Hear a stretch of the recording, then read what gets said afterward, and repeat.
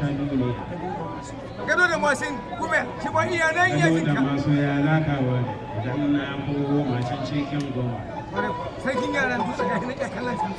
alagon ciyaman ubangidana an ce baba ya taho idan ya zo ce bai ina kira kuma shi na muhalli iyalan ya jinka kuma shi na ni muhalli shi na muhalli Na Kano. abinda ya ma alhaji na iyalan iya kallon ka shi ma na ya ba masa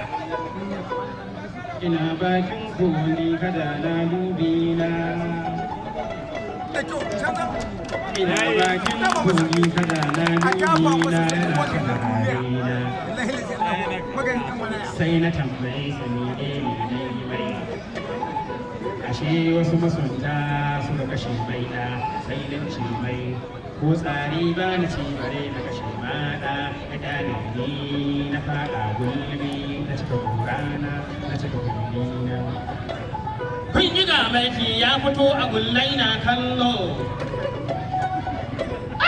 kada na wasa ruwa masunta na kallo su tambaye sa wane ne shi ya sai ka su tambaye sa ga hauri dai wuri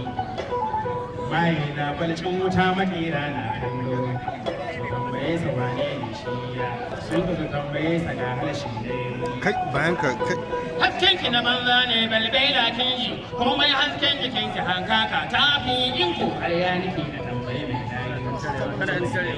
ko yar mai gani ina bakin kogi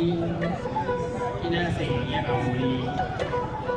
ina son auren diyan kanawa baban gida kuma gani ban da dagen baki sannan ni gani ba gajere ne ni